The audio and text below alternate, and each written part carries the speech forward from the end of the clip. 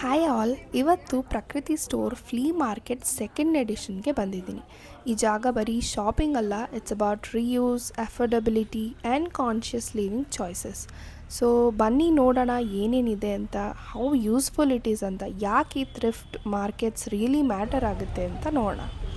So ಇದು ಬಂದ್ಬಿಟ್ಟು give away table ಅಂತ, ಸ್ಟಾಲ್ 1.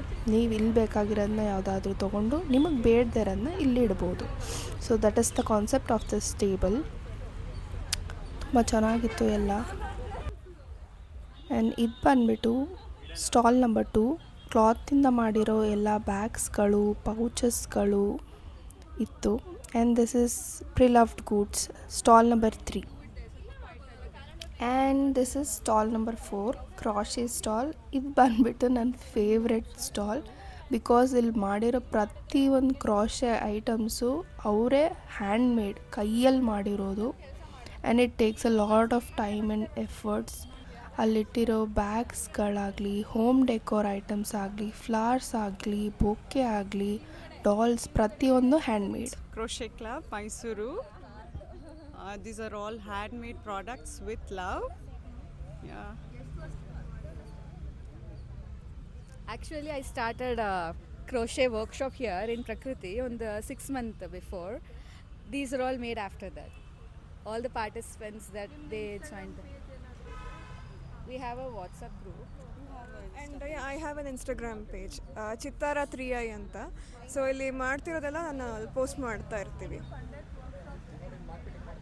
ಅವರು ಕಂಡಕ್ಟ್ ಮಾಡ್ತಾರೆ. ಹಾಂ, ಯಾ.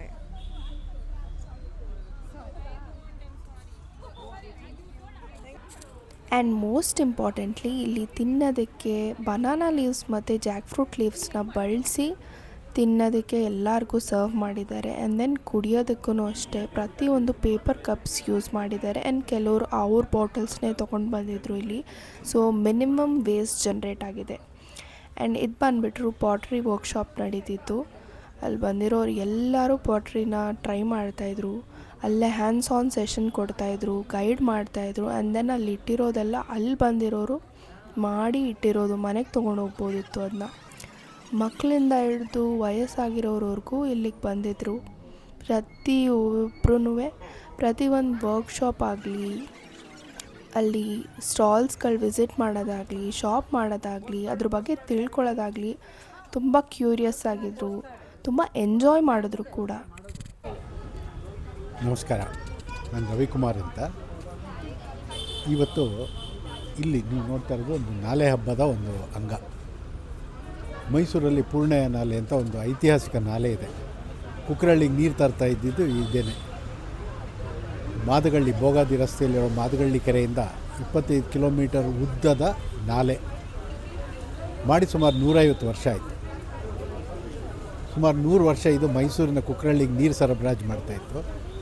ಮೈಸೂರಿನ ಗಂಧದ ಎಣ್ಣೆ, ಗಂಧದ ಸಾಬೂನು ಇದರಿಂದನೇ ತಯಾರಾಗ್ತಾ ಇದ್ದಿದ್ದು ಒಂದು ಕಾಲದಲ್ಲಿ. ನಲ್ಲಿಲಿ ನೀರು ಬಂದ ಮೇಲೆ ಜನ ಅದನ್ನು ಮರೆತುಬಿಟ್ಟು ಇವತ್ತು ನಾಲೆನೇ ಇಲ್ಲ ಅಂತ ಆಗುವಂಥ ಪರಿಸ್ಥಿತಿ ಆಗಿದೆ. ಅದಕ್ಕೆ ಪುನರ್ಜೀವ ಕೊಡಬೇಕು ಅಂತ ನಾವಿವತ್ತು ಪ್ರಯತ್ನ ಮಾಡ್ತಾಯಿದ್ದೀವಿ. ಸುಮಾರು 5.5 ಕಿಲೋಮೀಟರ್ ನಾಲೆಯನ್ನು ಸರಿಪಡಿಸಿದ್ರೆ ಕುಕ್ಕರಳ್ಳಿಗೆ ನೀರು ಬರುತ್ತೆ.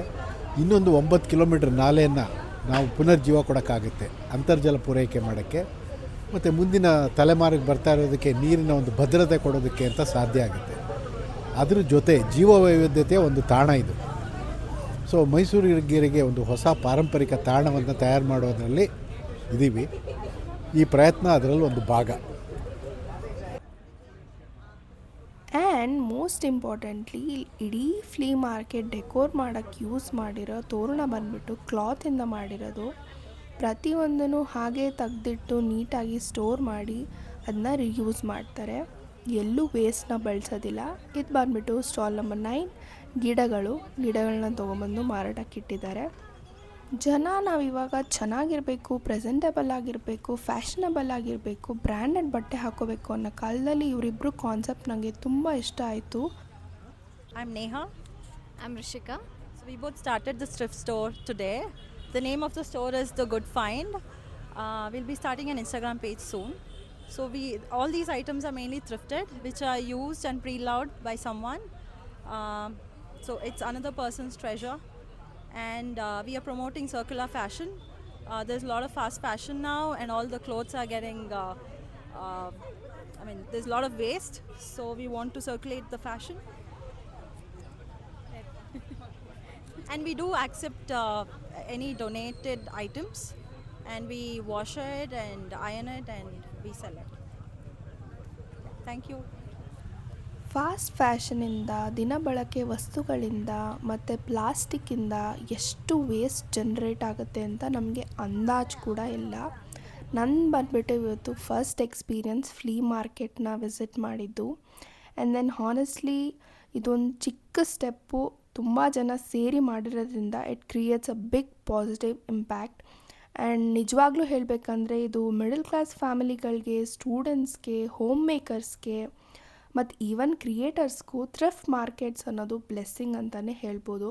ಈ ಥರದೊಂದು ಕಾನ್ಸೆಪ್ಟ್ ಇಟ್ಕೊಂಡು ಮೈಸೂರಲ್ಲಿ ಅದನ್ನ ಶುರು ಮಾಡಿದ್ದಕ್ಕೆ ಶ್ರದ್ಧಾ ಮ್ಯಾಮ್ಗೆ, ಕಾಂಚನ ಮ್ಯಾಮ್ಗೆ ಆ್ಯಂಡ್ ಅಫ್ಕೋರ್ಸ್ ಬಾಲಾ ಸರ್ಗೆ ತುಂಬ ಹೃದಯದ ಧನ್ಯವಾದಗಳು. ಬಿಕಾಸ್ ತುಂಬ ಜನಕ್ಕೆ ಈ ಥರದೊಂದು ನಡೆಯುತ್ತೆ, ಈ ಥರದೊಂದು ಕಾನ್ಸೆಪ್ಟ್ ಇದೆ, ಈ ಫ್ಲೀ ಮಾರ್ಕೆಟ್ಸ್ ಎಲ್ಲ ಯಾಕೆ ಮಾಡ್ತೀವಿ ಅನ್ನೋದು ಗೊತ್ತೇ ಇರಲ್ಲ.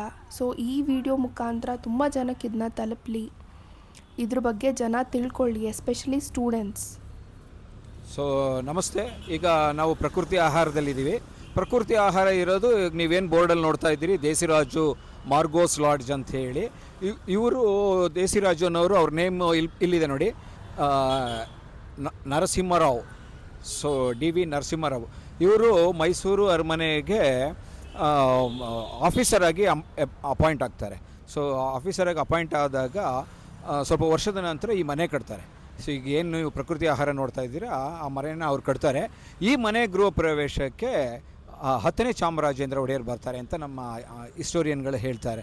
ಸೊ ಅವರು ಬಂದಾಗ, ಈ ಮನೆಗೆ ಬಂದಾಗ ಒಂದು ಗಿಫ್ಟ್ ಕೊಡಬೇಕಲ್ವಾ. ಸೊ ಒಂದು ನೀಮ್ ಟ್ರೀ ಅಂದರೆ ಬೇವಿನ ಸಸಿನ ಇವ್ರಿಗೆ ಇದನ್ನು ಉಡುಗೊರೆಯಾಗಿ ಕೊಡ್ತಾರೆ.